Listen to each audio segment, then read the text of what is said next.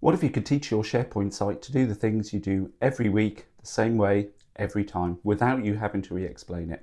That's exactly what we're going to look at today. We're going to take a look at SharePoint skills and how you can use them to make your life a lot easier.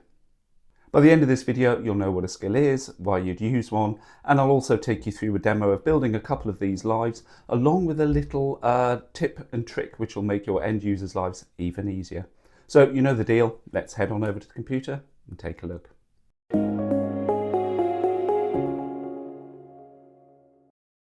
So what actually is a skill? Well, a skill is a reusable instruction set stored within your SharePoint site. It's kind of like a recipe. So rather than you having to type out to Copilot each time you want to summarize a document or produce a sales proposal, you write that instruction once, save it in your SharePoint site, then all you need to do is call it and execute it. A skill is written in Markdown language, which is a simple text format that is mostly human readable, but AI loves Markdown files. It gives it very specific instructions on how it can operate, and many AI tools use them for instructions similar to skills. There are three main reasons why skills are important. One is consistency. So everyone on the team who executes the skill will get the same formatted output each and every time consistently. The second is speed. So rather than typing out a long prompt, you can just execute the skill or even click a button. We'll see that later. And three is knowledge capture. So a skill is institutional memory. You will no doubt have lots of people across your organization with particular sets of skills, and they're perhaps the people who are experts at writing sales proposals. That knowledge is trapped in their head. If you can take that and put it into a reusable skill that everyone can use, everyone can benefit from that institutional knowledge. So skills in SharePoint are fairly new and they are rolling out to everyone soon. But what we need to do in the meantime, if we want to make use of skills, is we need to activate a site feature within our SharePoint site. This is normally something that you would ask your administrator to do, but it's quite simple. You would go into site settings, then into site features, and we activate the agent assets feature, which you'll see right at the top of the screen here. Here, I've already activated it. Once activated, a new library appears in my SharePoint site, and this is called Agent Assets, which you can see here. If I click through into this library, you will see two folders. I've got one for plans and one for skills. We're only looking at skills in this video. And then I click through into here. At the moment, this is empty, but this is where my skills live, and we'll see how this works as we continue through the video. Right, let's build one. So the first skill I'm going to create is called Executive Brief. It's quite simple. It will produce a concise summary of a document that's suitable for a senior level executive who just needs to know the key points and what they need to do about it. So I open up AI in SharePoint and I paste in this prompt, and it will create the skill for me. So let's now execute that skill against this document and see what it comes out with.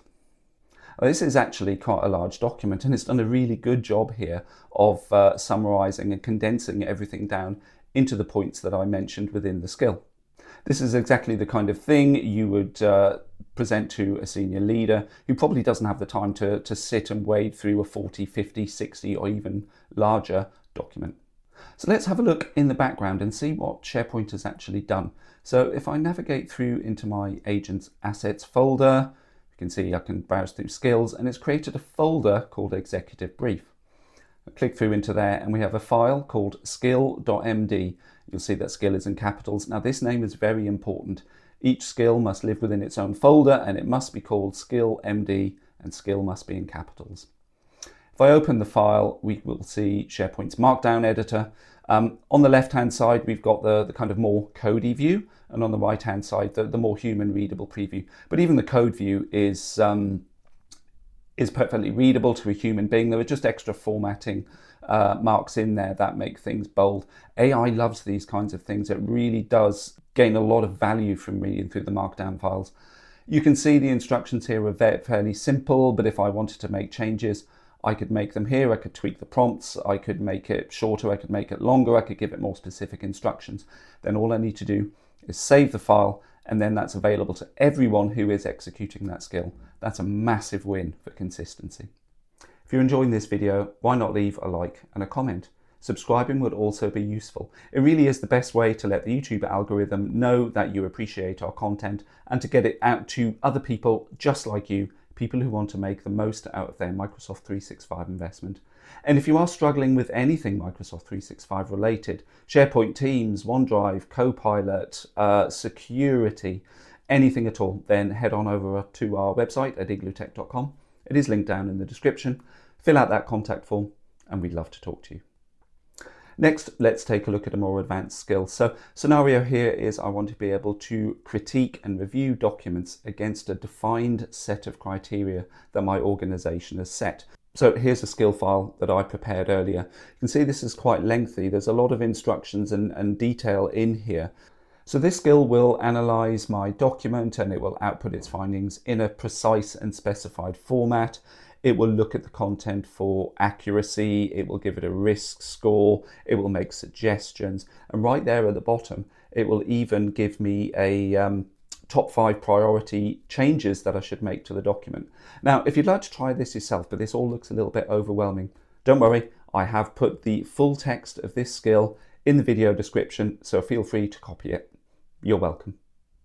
So if I hadn't made things easy enough for my end users, I've gone that one step further and I've given them a button that they can actually click on, which will execute the skill for them. Now this is a quick step column. If you haven't seen our video on quick steps and quick step columns in SharePoint, then hang around to the end of the video. It is linked there. That will explain everything. But let's take a look and see what this quick step actually does. So there we can see it's a very simple quick step action. It asks SharePoint to load my document critique skill and then execute it. So as an end user, all I need to do is click that button and here comes my output. So taking a look through its output, it's actually given me some really good suggestions. This is a rather lengthy document and I can see that there's quite a bit of work I need to do. I've got the risk score at the top there. It's made suggestions on making sure I include citations, what to include for investors, making sure that I define acronyms that investors outside of the UK might not understand. Even people inside the UK might not understand those. So where you are using acronyms, it's always a good idea to clarify those. This is actually a really solid output. And right there at the bottom, I've got my top 5 priority changes. I can see this being a massive game changer for those who always want a consistent format against a defined set of criteria. Those of you who write long sales proposals, you perhaps look at contracts, legal work, this kind of thing could be invaluable. There's always someone in your organization who's got those key skills and can write documents really, really well. Get that knowledge out of their head and get it into a skill so everyone can make use of it. Before I wrap up, there's a few things that you need to consider when using skills. One is security, and as with everything, a skill can only access and execute what the end user can. So it's not able to bypass any form of security that you've already got in SharePoint. So that's a good thing.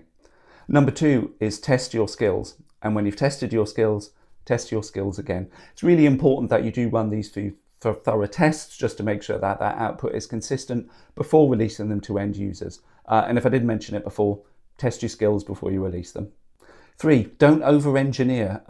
If you only need to run something once, just use a prompt. But if it is a repeatable process that you run every day, every week, several times a month, and multiple people need to do that, create a skill, make it easy for them.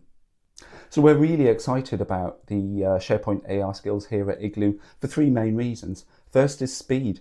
The time taken from having an idea to implementing an AI solution has just dropped dramatically. So being able to define a prompt, refine a skill, test it, have people work on it, have that stored as a single, simple, readable instruction file within SharePoint that anyone with access to the site can execute is massively powerful. Second is leverage. As I mentioned earlier, skills often sit within people's heads within your organization. There's always someone who's a real whiz at drafting email content or putting together sales proposal or analyzing and summarizing and critiquing documents. Why not get those skills out of that person's head and into a skill file that other people can make use of? Third is compounding. So one skill will save you perhaps 5 minutes. Chaining skills together, which is entirely possible, by the way. You can have one skill calling another. That could maybe save you 3 hours. You've got 10 skills spread across a team. You could potentially save days and days of effort across your typical week depending on the types of processes that you're running. And it's that simple entry to these skills that allows the average end user to really take advantage of AI. And that's why this matters. This isn't just AI in your SharePoint site. It's delivering the power of AI directly where you work, in the content that you're using every day. I hope you enjoyed this video, and I'll see you next time.